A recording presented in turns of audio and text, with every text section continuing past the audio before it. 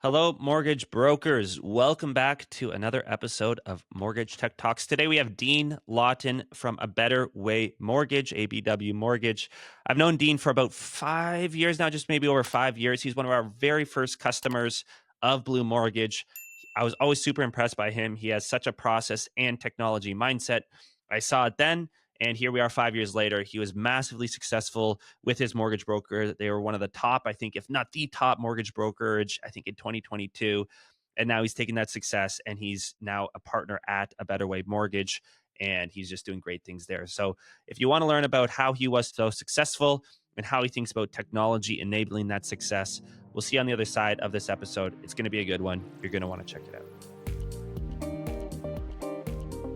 Truth maybe is that every time you put a document in an email, that is the most vulnerable place.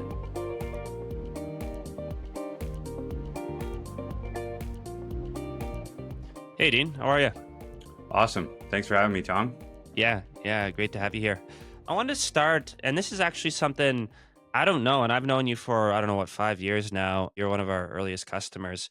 I wanted to kind of get a brief rundown and kind of, how you got to where you're at now. I knew when I kind of met you, you were already kind of, I don't know, flying a million miles an hour. You were hyper successful with the Thrive brand and doing a lot of really great stuff. But I never stopped to ask kind of how you got there. So yeah, maybe that's where we can start. I'd love to get that backstory and then kind of what you're up to these days.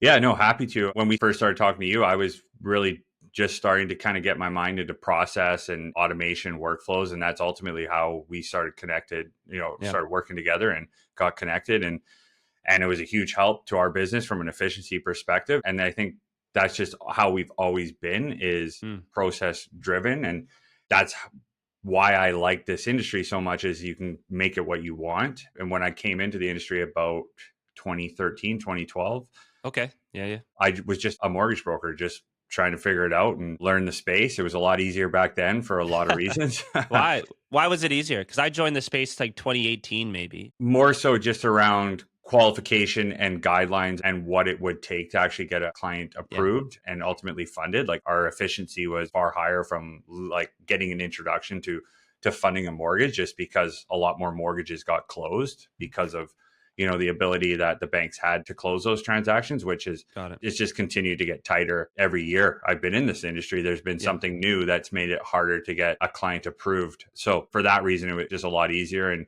process was always important to be able to handle transactions. But as I've grown into this industry, document requests, everything has just increased. So Yeah. Sure. more reason for process and efficiency.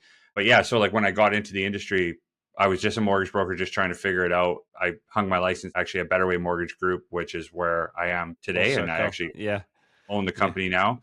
Yeah. Yeah, so that's where we got in, and I had success right out the gates. From I was good at getting business, good at marketing, and just ultimately getting out there and getting belly to belly and building referral partnerships and just Yeah. driving business. And then quickly learned that I needed a team to be able to handle the amount of business I was receiving, and that's where I really started to fall in love with process and efficiency.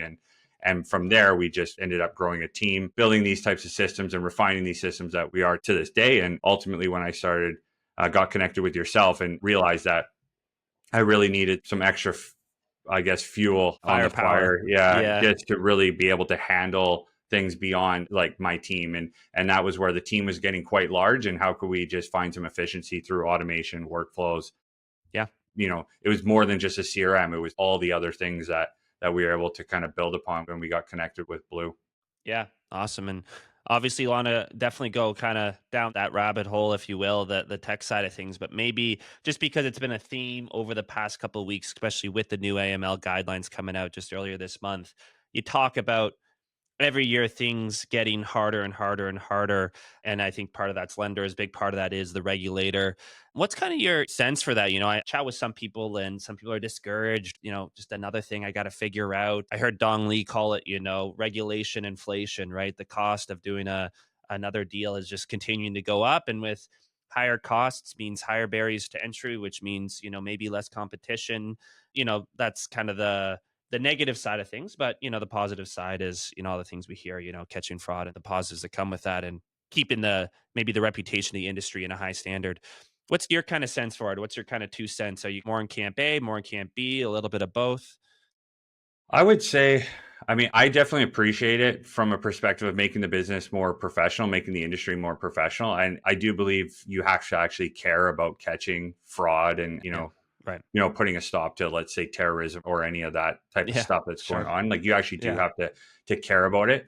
We certainly do. And we've taken the approach of like we wanted to be leaders in that space. Like this is something we've been working on to prepare for months. Like this is Yeah. going back to the beginning of the year. We really started to dive deep. We leaned on our network for a lot of that support as well. Not just like the technology that's been the talk of like the industry is like what tech and how are you managing this? It's really just preparation and understanding what you actually have to achieve. Like the tech is just supporting what we're actually trying to achieve here, and risk rating and understanding what AML FinTrack really is the most important piece of it. And Right. Yes. we Yeah. dove right in. We wanted to be leaders on that side of it, and hired a full-time compliance officer with FinTrack AML experience, like it's significant experience in that space. And when our brokers have a question, we can actually address it. Regular training, all of those things are. We felt if we actually dive in, one, it's going to be a huge retention value piece for our agents Yes. that are with us, and we definitely want to be a leader in that space to also attract new agents that are looking for more support in those areas. Again, beyond just tech, I think everyone just wants to talk about the tech to support it, but you actually have to know how Totally. to handle these situations. Yeah, the tech is sometimes like the last thing in some senses, right? Like sometimes when people come to me and they say, okay, Blue Mortgage, what can you do for me? I want to automate my process. I say, okay, great. Well, what's your process? Yeah. Right? Well, Yeah. I don't, and then they don't have a great, and so I usually say, hey, the first step before you can even do anything is make it a Google Doc, make it an open, I don't care, but just write down from that first introduction to, the final interaction. Hopefully there's never a final interaction. It's an ongoing relationship, but what are every single one of those touch points? And then once you have that, that's actually independent of the software, right? Yeah. And then you look at each step and say, can tech do that? Or, hey, maybe it should be an assistant, or hey, maybe it should be whatever else. And so I think that's a really important insight to say, yeah, everyone's kind of losing their minds what solution is best for AML, but you got to understand that stuff. And honestly, I've read it, I don't know, 6 times, half a dozen times.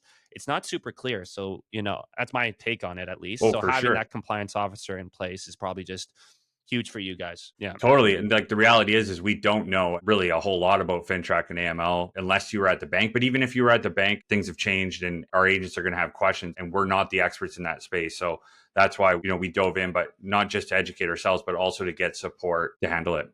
Awesome. Cool. Let's switch gears a little bit back to the technology side of things. I'll kind of give you your feathers or flowers, not feathers, flowers, but one of the two. But in any case, I always say, you're probably one of, if not the most kind of tech savvy guys we like to work with. But, at the end of the day, you're still a broker. So, I mean, do you consider yourself quite tech savvy? And why do you think, you've taken such an interest? Because I think it's not just you have this inherent knowledge, but you're willing to invest the time and go and learn these types of things. And I've always been impressed. You probably could have been an engineer, a software engineer in a different life, but was that a conscious decision? Was it something that you just like really loved? Going back to loving process and technology enabled that, or was it at one point you said, no, I know to be successful I need to start using this? How did you get to where you're at now, which is so advanced, so to speak?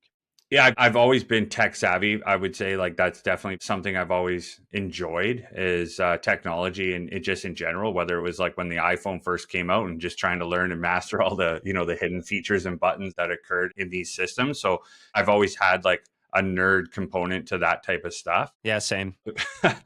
It just is what it is. And yeah, I continue to be that way. And then like just again, like your point earlier is like, not even having the process written down. Like we've always been very process oriented, maybe too much.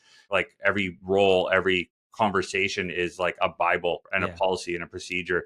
And then just technology to complement that. You just marry those two and it's like the perfect storm for me. And like my passion is to just, see results. Once you see the results and see the efficiency, that's where I'm really motivated to kind of continue to learn and get, deeper into that space, but it keeps changing, which can be frustrating, right? Like there's That definitely too, the yeah. frustration of technology as well. Like as tech savvy as I am, I definitely battle my frustrations like anyone. Yeah, with the tech side of things, and likewise, right? We're bombarded all the time with new things. AI, you can't seem to escape that buzzword right now. And, Yeah. cutting through the noise to say, okay, what's actually going to move the needle in my business? I think that's a really important skill to have too, right? So it's not just enough to be, tech savvy and all these types of things as you described it, but also what's the right tool at what point in the process. And that again goes back to what you're saying, having that Bible or whatever just says, hey, at this point, this is what we use. Obviously we've been talking, I think, so far, and kind of our relationship started on the you being a mortgage broker and doing your own deals. Has that same mindset kind of shifted now that you're a broker owner and you're running a team and you're doing that? Is it very apples to apples, or is it completely different? What's same and what's different as it relates to process and technology? Yeah, I mean, when we took the shift of going from a broker to then being a broker owner, we did it by acquisition and then, are now growing the business beyond, since we acquired it. But Yep. I mean, we bought it in a very archaic state. Like almost Okay. everything was in Sure. paper. Like the individual that ran this business before, like honestly, one of the most impressive individuals that I know now Yeah. based on how he was running Yeah, this thing. sure. He must Fair have worked enough. a lot of Yeah. hours because, Yeah. jumping in, we've actually utilized Blue to manage our brokerage. So it's like, you jump into our Blue account for our brokerage, there is no mortgage transactions in there. It's Yeah. just contact management. And it's really just managing the contacts that we have within our group. Like our agent are our primary focus in there.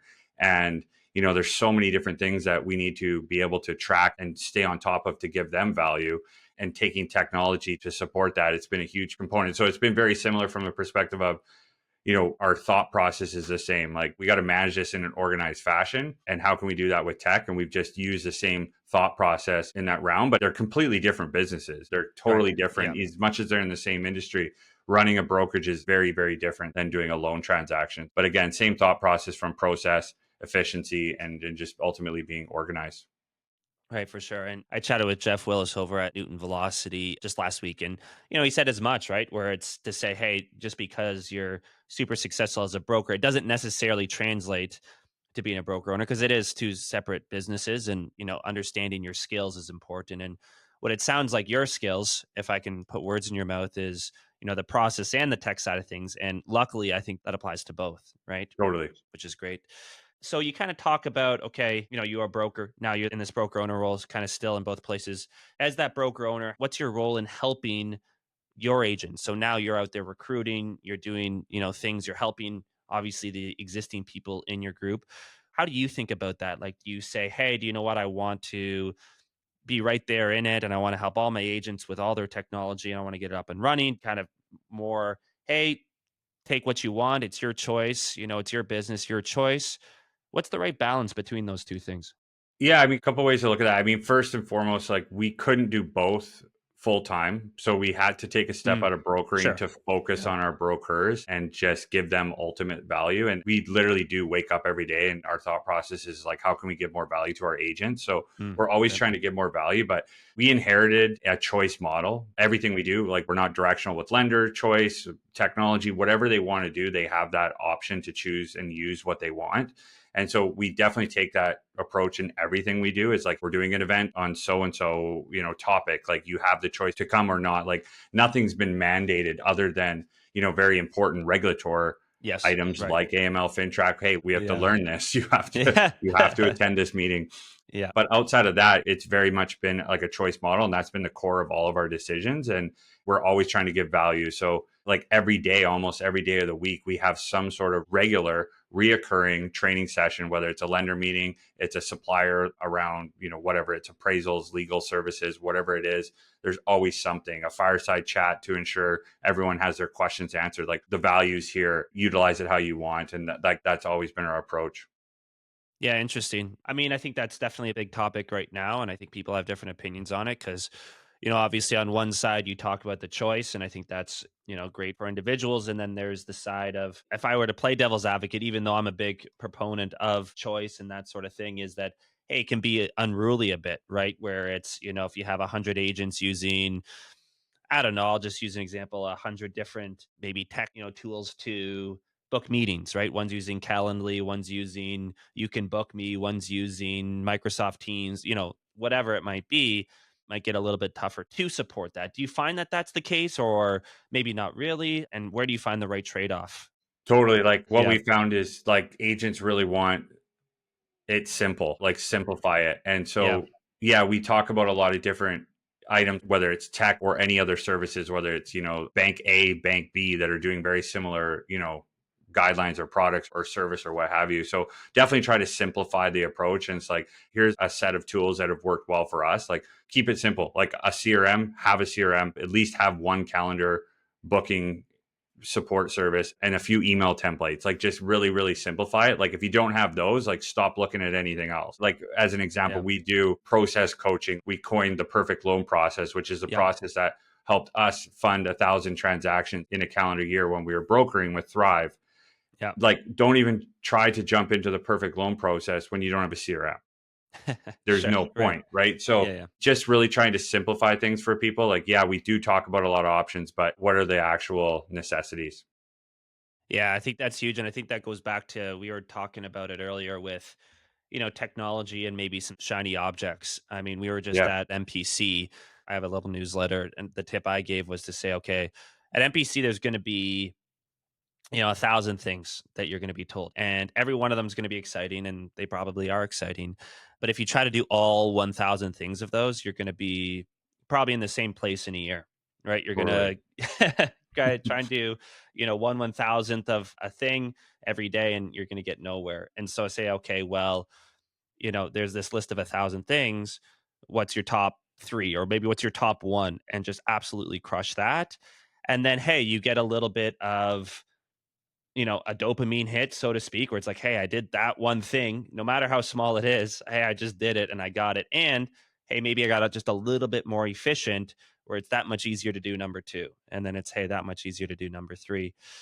I guess my question to you is, was that the case for you? Is that how you approached it? Or what were some of your biggest, like, I guess, aha moments as it relates to maybe some of the process or tech that you put in place where, you really got that dopamine hit, or you really got that, holy crap, I just saved myself 5 hours a week, and I can really start maybe, iterating on numbers two, three, four, five. Like, were there a couple like really big ones where you're like, hey, and maybe it's that list that you share with your brokers. Like, what is that top one, two, three that you really say, if you're not doing this, do it now. Turn off the podcast and go do it. Yeah, I mean, a couple answers. Like the first part of that question was just more around like, yeah, we were just at an NPC event and we have agents come up to us all the time. Like, is it worth me going to Montreal for Yeah. NPC? Well, Right. I mean, that's a $5,000 investment, like all in, right? With the ticket and the hotel and the flight. Yeah. It's hard to tell, somebody that that's worth it, right? Like, unless you're going to go there with a real purpose and try to take away one thing and actually get an ROI on that 5,000. Like, Hmm. Yeah. if that's not your mindset, if your mindset's just there to go party and have a good time, then great. Like that was the That was the purpose purpose. and you will Yeah. achieve that there. Yeah. Yeah. So we always try to go to all of these events or conferences. I tend to almost all of them with one purpose in mind and one takeaway. So like I always like that approach when it comes to that type of, event or what you're looking at. But I would say like the key things like that we push in our brokerages, and that's really saved us, I would say an immense amount of time, where I certainly got the dopamine effect, was like automating document requests. Like that was like a big Okay. aha moment, like in Yeah. the industry, was like, okay, we have a digital application form and a way to automate document requests and then actually retrieve those documents and convert them to a PDF. Like I know that, like, I mean, it's been around now for a while, but like, I mean, I was doing applications on the phone at 9 p.m. at night and then writing out document required lists and sending those emails out again at like 9:30 p.m. because that's when the client was available. We do not run our lives like that at all. Like when I was Yeah. brokering, like we stopped working weekends, we stopped working nights. Like, hey, we're available between these hours. Like we have technology, we have the systems in place to support you, and you're going to have all your answers, addressed, or sorry, your questions addressed. Yeah. And that was a big dopamine effect, or just that. And then again, starting to build those automation within the CRM, and then having automated emails go out that were, they look and feel personalized, but they're automated because of, certain triggers are happening, right? Like the follow up, all of that, it just always comes back to efficiency. Like that was the big piece for me. And that's the big thing I push. Like it's amazing. We still have brokers that don't have a CRM, do not use a digital application, and do not use a document portal. Like we have many agents like that. Sure. They're very successful. They must not enjoy their lives, but if they just implement those things like that, those are massive game changers, in my opinion. Sure. Yeah. No, I mean, I think that's a great way to put it. And I've heard the doc collection thing and I agree. I mean, that's probably the number one thing on the list. And then it allows you to then say, okay, well, I've crossed off number one. Okay, what's number two on the list? It's just that much easier to do, like the follow ups and some of those things that you talked about. But I guess one of the criticisms, and you can help maybe debunk this myth, is people say, well, my clients don't like that, right? They don't like to be sent a link and upload things. They don't maybe know how to do it. They like the personal touch. They want me calling them and kind of just walking them through. And that's my differentiation. And, I think that's fine, right? Again, if that's the way you do your business. And yeah, we know a lot of people who do things that way. And there's nothing necessarily wrong with that. But I guess when you made the switch, maybe just talking to your personal experience, or maybe people you've coached, when they go from that, hey, phoning them at 9 p.m. tonight to the doc portal, whatever it might be.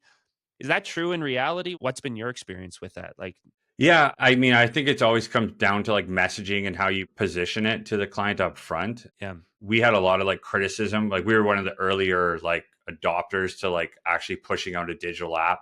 We actually ended up creating one. We're going way back before they Oh, yeah? existed on our I didn't know website. We that. actually Seriously? I created didn't know one with that. a Yeah. form. Okay. Okay. So we Cool. were pushing digital apps out at a time when people definitely did not want to do that. Like pre-COVID, right? Like Oh COVID yeah, kind of way changed it. Yeah. before, yeah. Yeah. So we got a lot of negative feedback. Like the conversation was obviously different then than it is now, but like my position has always been you are actually going to enjoy this. Like once you learn it, Yeah. it's very simple. You're going to enjoy it far more. Plus the security of the information is so key too. Like documents flying around in emails, it just that doesn't scream security to me. And having the security approach in your messaging, I found that almost gets people off the fence right away. Like this is how you're going to want to do this Yeah. to protect your information. And I feel like when we take that approach, we usually get people over the fence. But maybe it's also just the nature of clients I work with. Like in the last 5 years, I've never had that question come up. Like I've never had Interesting. that come up that Yeah. where somebody was like not wanting to do that. I mean, going back to the earlier days, like a lot of people in the industry, like prominent people in the industry, were very big proponents of doing that application over the phone or in person because it was an opportunity to build a relationship. Yeah. And so I do see that component too, where like maybe we aren't building this deep of a connection with the client, but like there's other areas to do that. And like Yes. that's back Right. to having a process. And it's like, hey, there is the upfront consultation call that you can really dive deep, show your value, build a relationship. And then that should escalate to the planning session when you actually have advice and Right. strategy to Yes. give the client. Yeah. Like that's where I feel you're going to build relationship far more so than Yes. doing an application and simply asking people, what's your date of birth? Like, You're not building any relationship there, right? yeah, Yeah, no. you're not. Yeah. No, I think that's such a good insight because I think, that's the other thing with, especially with some of the, I don't know, new technology, new AI things coming out, people are, kind of a bit worried about that. And, I think a lot of the feedback that I've been giving people and what I hear in the industry is, hey, you're never going to replace that relationship, which I think is true. But I've always been a fan, and maybe this is my process mindset coming through where, every step in that process, as best you can, it's never perfect, should have a singular objective, right? No. So step one is collecting docs. And my goal with collecting docs is collecting docs, right? Nothing else, right? And then, okay, step two is the planning session. My goal is to show off my expertise, right? Is to show you the value of actually working with a broker versus going maybe somewhere else, right? And then whatever step three, four. And the reason you do that is because the optimization algorithm, those are some big words, but basically, just your goal, what you're always trying to get better and better at is very clear, right? It's like, hey, in this step, all I'm trying to do is just get docs quicker. And I'm not thinking about anything else. That's when you get into maybe steps 4, 5, 6. Once you've kind of done the big chunks, when you start to really want to tweak and get things better, having that singular purpose is so important. I totally agree. And Yeah. like, I'm definitely not worried about AI taking over our industry. I think it will definitely replace components of our industry, and it already has. Like, Sure. there's no doubt. But like the younger generations that are now becoming home buyers, they love technology. They want Yeah. technology. They don't want to talk to you, actually. They don't want to. Yeah. They Yeah. still want to know a Yeah. human's there to hold their Yes. hand Yes. and problem Yeah. solve, because in the nature in this business, there's almost always a problem on almost every single file. And some human is going to make it better and make somebody feel better about that situation and ultimately, come up with a solution for the problem. And I found like this generation now like wants their handheld more than anyone, and they just Hmm. want to be told that what's occurring is the right thing. And Hmm. so I just feel like that component, to your point, have like an actual objective in each part of the process. Like, again, a problem is probably going to come up in each part of the process. And how are Yeah. you going to solve it, and how are you going to show your value? And like, that's where I feel like a human component will always be needed, especially the more and more regulation, the more and more changes that occur, the more we're going to need human support. And again, I'm not afraid of AI whatsoever. I've heard this many times, like humans that use AI are going to replace Yeah. humans that don't. Like, it's not going to be just Yeah. AI robots replacing us. Yeah, I think that's right. And I think it's, going back to the consumer, what they want, maybe what the consumer wants is, maybe that self-service portal just maybe up front, get that engagement, you want to lower maybe the friction there. But yeah, when it comes to, the problems that come up, or when, the heat of the moment, or, the heat of the deal, when things are getting, pretty hot, and, things need to be taken care of, that human touch needs to be there. Absolutely. All right. So my take on it is exactly yours. I think of it like email, right? Where, whatever, not that I was around, but 30 years ago, you'd do a paper app and you would fax it over, and, that would be the way that you do a deal. And then email would come around, and I would think there was probably a bunch of brokers saying, well, what's my job? My job used to be collecting documents and putting it in this fax machine and hitting send. I'm not going to do that anymore. So how am I going to have a job? And I mean, here we are. Yeah. Everyone's using email. You can't do a job without it. And there was probably people 30 years ago who refused to do email, and they just aren't brokering anymore. Maybe there's still some out there, I don't know, who don't use email. Are there any kind of like really big tools? It sounds like you said, hey, AI is replacing certain steps. Maybe yourself, maybe people at ABW who are using certain tools where you're like, okay, that's actually interesting. Like, do you have specific examples of some kind of cool things? I keep going back to just like the automation of a document request as an example, or the automation of like an email going out at a certain time, or a text message going out at a certain time. I mean, you could argue like that is all AI in a Yeah. sense. Like, that aspect has probably been the biggest. And I keep going back to that. Those components are really going to like allow you to trim your staff. If you are trying to build an operation with multiple team members doing certain things, like that type of AI is going to really allow you to work with less people and more transactions and have more time to actually advise your clients. Like there's the problem solving component, but like there's strategy and advice that, again, that's what AI is not going to replace to a degree. Like, it's going to complement it. It's going to maybe complement like the presentation of it, but like the human experience is going to be needed. And I think like, yeah, just to go back to that question, like being able to have that ability to like grow and work with less people, that's where I see AI being very powerful. For sure.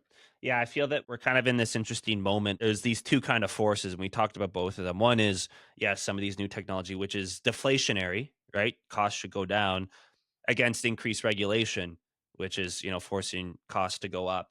And, my guess is it's probably going to come out in the mix. I would hope, the deflation side wins, but maybe it'll just come out even. But it's going to be the people who can effectively navigate really both of those, right? To be Yeah. able to understand those added costs, but also how to implement, these things that are going to kind of decrease your costs. So finding the right balance between those two is going to be huge.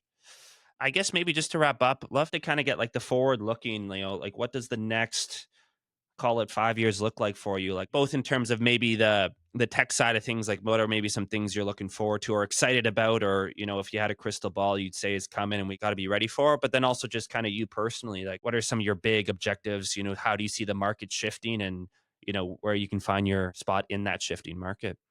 Yeah, I mean, it's a good question. I'd say where I see things going for the industry and like what's exciting is just a lot of what we've talked about and just growing upon that. I feel like we're in the very, very early stages of that. And like we spend a lot of time in this industry and south of the border where they're far more advanced, Yeah. like in a lot of these areas. And when it comes to AI or just any tech, I'd say they're probably 10 years ahead of us in a lot of cases. Yeah. And so just seeing that path and what's occurred there, I'm very excited to see a lot of that come to us. And that could just be just in general, just different services, different things that can help our clients. Even just like as an example, if you're listening and you want to check out this app called HomeBot in the US, Yeah. it's something I can't wait to come here, hopefully eventually. But those are the types of things I'm very excited about. Just more services that can provide our clients more value as a consumer. And, that's just going to give my agents more value if we're the For sure. first to adopt some of these programs. For us as a brokerage, we're definitely focused on growth. We want to Nice. grow more. We want to have more agents. We're not a new to industry type agency whatsoever. Like, we're definitely looking to grow with experienced individuals that want to get better and want to do more business, or ultimately just want to learn how to be more efficient and do the same amount of volume, but work less.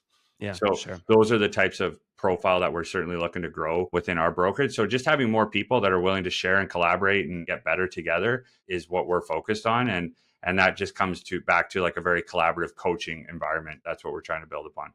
Amazing. Stronger together always, right? There's so much synergy. There's so many, for better, for worse, there's 20,000 ish mortgage brokers in Canada. And that means about 20,000 individual businesses, which I Yeah. think is good. And each operates a different way and each probably have a kind of a secret sauce that works really well for them, but then also be shared. And there's probably just a ton of value in that. And to your point about the US, I mean, I think I completely agree. They're ahead, and I think that there's some exciting things that if they came to Canada, I think there just adds that much value. Why do you think we're so far behind? This new kind of bone I have to pick a bit. It's like you're not the Yeah. first person to say that. Is it us? Is it are we just not not tech savvy enough? Like, what is it? What would you I say? think it's definitely us. I mean, I think it's definitely the nature of like Canadians. I don't know why, but it's not just our industry. I mean, you look at any industry, like whatever it is in the US, they're far more advanced than us in technology for sure.